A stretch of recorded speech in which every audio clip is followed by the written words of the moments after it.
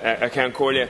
Taoiseach, in July 23, I asked the Minister for Justice how many asylum seekers were coming from Britain through the north of Ireland into the south of Ireland over the last 5 years. At that stage, about 66% of those making applications in the International Protection Office. The Minister stated in that parliamentary question that the question wasn't asked of the asylum seekers what routes they used to come into the country. Now, I thought this was a stunning answer, to be honest, that a minister in charge of this particular issue would not be asking basic questions of individuals coming into the country.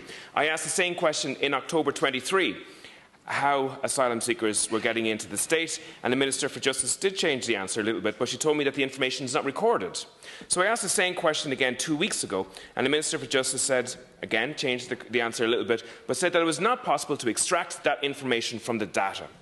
Now, this is astonishing, that we would have a system where so many people are coming into the country, that they're applying in the International Protection Office, and that the Minister for Justice staff are not asking them how they come into the state. But it's not the only question that wasn't asked. After 14 migrants were found in a refrigerated container in Rosslare, just narrowly managing to escape with their life, I asked the Minister for Justice how many vehicles are checked at ports across the country.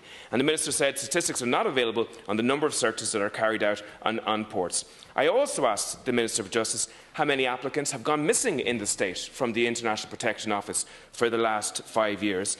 And again, incredibly, the Minister stated requested statistics are not recorded in a manner to allow for that information to be extracted.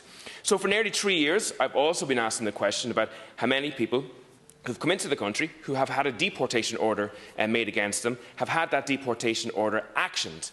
And incredibly, I've been told that 85% of those deportation orders over the last 5 years were never actioned. So I asked what happened to these people, and I was told that most of these people had voluntary deportation orders. So I asked them the question, was there any confirmation that these people had left the country? And the Minister said, no, we have no facility at the ports of exit to be able to confirm in relation to the exit of these individuals. And that in some cases the Garda Síochána may have information about this, but they were not able to confirm that either, and that was in the parliamentary question.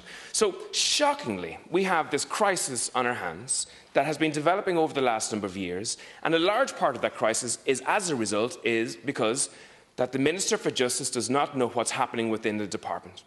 Now, I think that's incredible. It's led, obviously, to, I believe, a significant increase in this year in the number of people coming into the country.